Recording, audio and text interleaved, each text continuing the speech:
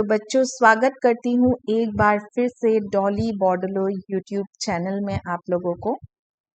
तो आज हम पढ़ने जा रहे हैं पत्र लेखन। और बच्चों, आप सभी को पता है कि पत्र लेखन किसे कहते हैं। आपने अपनी पिछली कक्षाओं में भी पढ़ा है।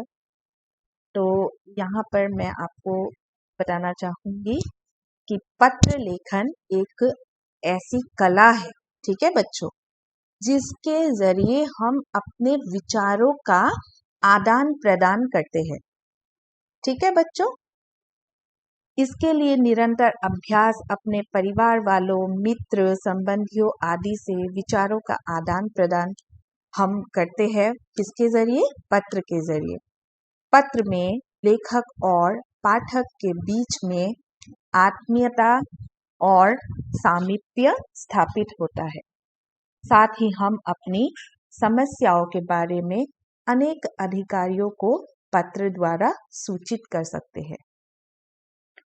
ठीक है बच्चों, तो पत्र के प्रकार।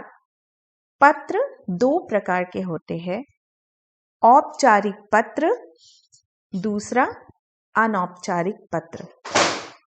तो आज हम सिर्फ और सिर्फ औपचारिक पत्र के बारे में ही पढ़ेंगे। ठीक है बच्चों, औपचारिक पत्र यानी कि यह पत्र उन व्यक्तियों को लिखा जाता है जिनके साथ व्यक्तिगत संबंध नहीं होते। ठीक है, जैसे कार्यालयी पत्र, प्रार्थना पत्र, व्यावसायिक पत्र आदि। ठीक है बच्चों, तो प्रार्थना पत्र यानी कि जिन पत्रों में निवेदन अथवा प्रार्थना की जाती है, वे प्रार्थना पत्र कहलाते हैं। ये अवकाश, आवेदन आदि के लिए लिखे जाते हैं। संपादकीय पत्र यानी कि एडिटोरियल लेटर। ठीक है, संपादक के नाम लिखे जाने वाले पत्र को संपादकीय पत्र कहा जाता है। इस प्रकार के पत्र संपादक को संबोधित होते हैं, जबकि मुख्य विषय वस्तु जन सामान्य को लक्षित कर लिखी जाती है। तीसरा है कार्यालयी पत्र। ठीक है, यानी कि ऑफिशियल लेटर। तो विभिन्न कार्यालयों के लिए प्रयोग किए जाने अथवा लिखे जाने वाले पत्रों को कार्यालयी पत्र कहा जाता है। ये पत्र किसी देश की सरकार और अन्य देश की सरकार के बीच, सरकार और दूतावास, राज्य सरकार के कार्यालयों, संस्थानों आदि के बीच लिखे जाते हैं। व्यावसायिक पत्र यानी कि बिजनेस लेटर्स। व्यवसाय में सामान खरीदने व बेचने अथवा रुपयों के लेन देन के लिए जो पत्र लिखे जाते हैं, उन्हें व्यावसायिक पत्र कहते हैं। तो बच्चों, पत्र लेखन ऐसी कला है जिसके जरिए हम अपनी बात को बहुत ही आकर्षक रूप में, बहुत ही दबाव के साथ हम किसी को कह सकते हैं, अपनी बात को रख सकते हैं। जितना आपका लेखन आकर्षणीय होगा, उतना ही आपकी बात को ज़्यादा इम्पोर्टेंस दिया जाएगा, ज़्यादा महत्व दिया जाएगा। इसीलिए बच्चों, पत्र लिखते समय कुछ बातों का हमें ध्यान रखना आवश्यक है। जैसे कि पत्र की भाषा सरल तथा प्रभावशाली होनी चाहिए, जिससे कि पढ़ने वाला उस पत्र को पढ़कर आपके मन के भावों को अच्छी तरह से, सरलता से समझ सके। ठीक उसी प्रकार से पत्र के माध्यम से उसके लिखने का उद्देश्य स्पष्ट होना चाहिए। ठीक है बच्चों, जैसे कि विषय जो है, सब्जेक्ट जो है, जिस विषय पर आप पत्र लिख रहे हो, उस विषय से हटकर, यानी कि उस विषय से भटकना हमें नहीं चाहिए। हमें अपने उद्देश्य को स्पष्ट रूप में पेश करना चाहिए। पत्र में अपने विचारों, भावों और सूचनाओं आदि को हमें कम से कम शब्दों में लिखना चाहिए। आप पत्र को अगर खींचते चले जाओगे, लंबा करोगे, तो वो पत्र आपके ज़्यादा आकर्षणीय नहीं कहलाएगी। ठीक है बच्चों, तो कम से कम शब्दों में, आकर्षक रूप में, सुंदर शब्दों में, बहुत ही प्रभावशाली ढंग से आप अपने पत्र को लिखिएगा। पत्र स्वयं में प्रभावशाली होना चाहिए। ऐसी शैली का प्रयोग करना चाहिए जिसमें रोचकता और उत्सुकता का भाव हो। ठीक है बच्चों, शैली यानी कि स्टाइल। तो पत्र को आप ऐसे शैली में लिखिए जिससे कि उस पत्र में रोचकता बनी रहे और उस पत्र में उत्सुकता का भाव भी हमें परिलक्षित हो। ठीक है, तो आइए अब हम औपचारिक पत्र के प्रारूप के बारे में जानते हैं। औपचारिक पत्र का प्रारूप। तो बच्चों, आप जब पत्र लिखते हो तो पत्र के प्रारूप को ध्यान में रखते हुए आप पत्र को लिखिएगा। ठीक है, तभी पत्र आकर्षक कहलाएगी। ठीक है, तो पत्र का प्रारूप जो है वो कुछ इस प्रकार से है। पत्र भेजने वाले का पता। ठीक है, ये पत्र भेजने वाले का पता केवल व्यावसायिक पत्र में ही दिया जाता है। जब आप अपने सपोज स्कूल में प्रधानाचार्य को पत्र लिख रहे हो तो आप पहले क्या करोगे, पत्र पाने वाले का पद लिखोगे। ठीक है ना, और उनका पता लिखोगे। इसके बाद दिनांक यानी कि डेट, आप जिस दिन पत्र लिख रहे हो।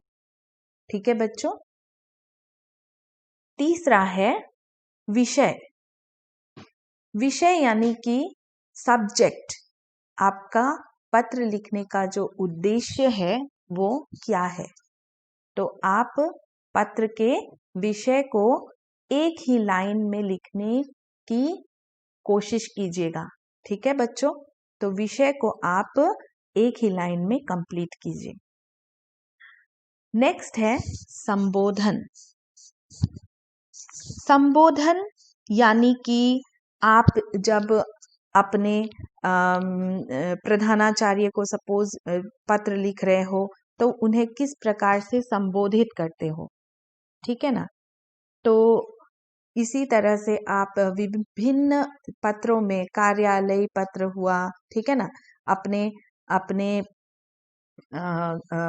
स्वास्थ्य अधिकारी को अगर कोई पत्र लिखा हो तो आप लिखते हो श्रीमान, श्रीमती, महोदय, महोदया, मान्यवर।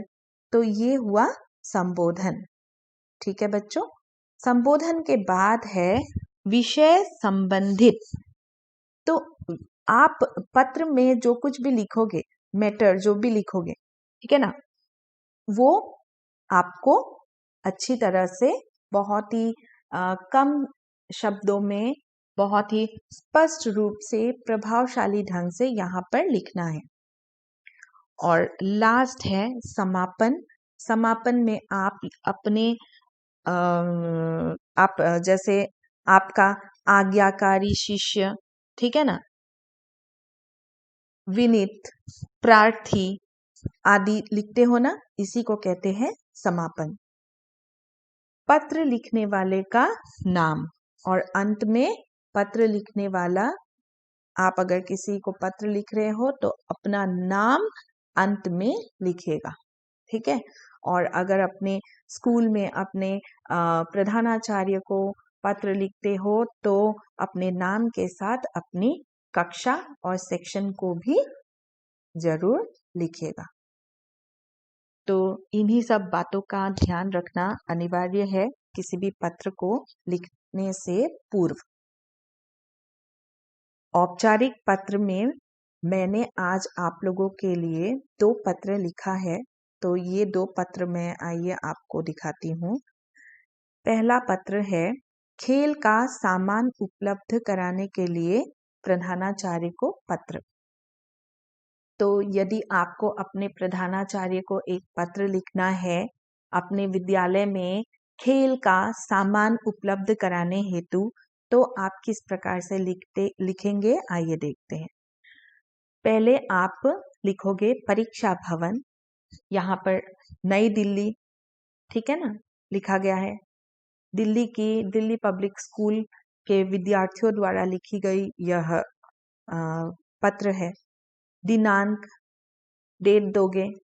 उसके बाद आप यहाँ पर अपने प्रधानाचार्य का पद, ठीक है ना, जिनको आप लिख रहे हो वो कौन है, प्रधानाचार्य, यानी कि उनके पद का नाम, ठीक है, और स्कूल का पता, दिल्ली पब्लिक स्कूल, रोहिणी नगर, दिल्ली।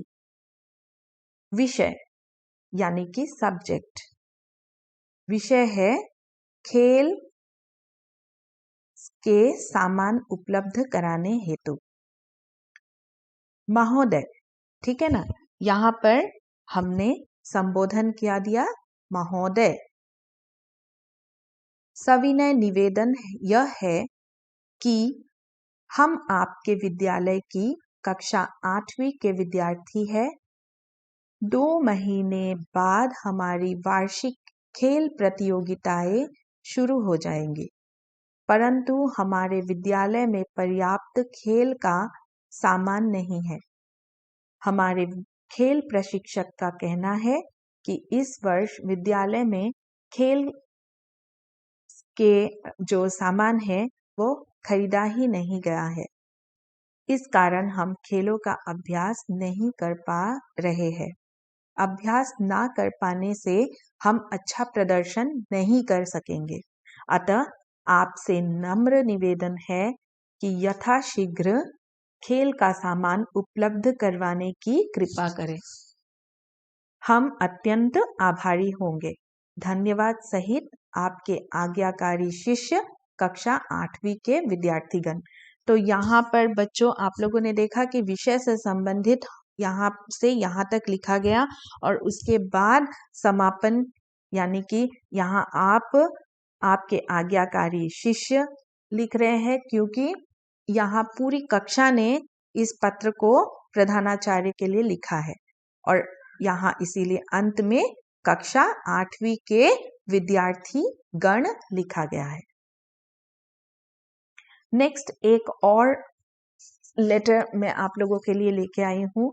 अपने क्षेत्र में फैली गंदगी की सूचना देते हुए स्वास्थ्य अधिकारी को पत्र।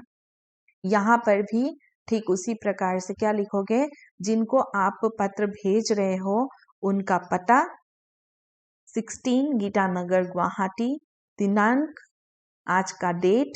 उसके बाद आप यहाँ पर शुरू करोगे, सेवा में स्वास्थ्य अधिकारी, गुवाहाटी नगर निगम, गुवाहाटी, ठीक है। विषय है क्षेत्र की नियमित सफाई न होने से बीमारी फैलने की आशंका। महोदय, संबोधन क्या दिया गया है, महोदय। मैं सोनम गोस्वामी गुवाहाटी के अंतर्गत आने वाली गीतानगर क्षेत्र की निवासी हूँ।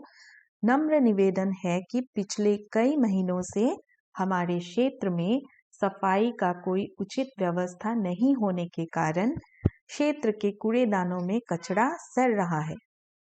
पूरा क्षेत्र दुर्गंध से भर गया है।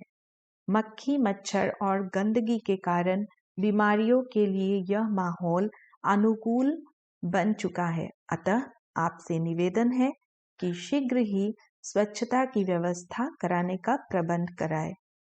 सधन्यवाद, भवदीय सोनम गोस्वामी। तो बच्चों, आप लोग इसी तरह से इन्हीं बातों को ध्यान में रखते हुए पत्र को लिखिएगा और अपने बात को बहुत ही प्रभावशाली ढंग से प्रस्तुत कीजिएगा। धन्यवाद।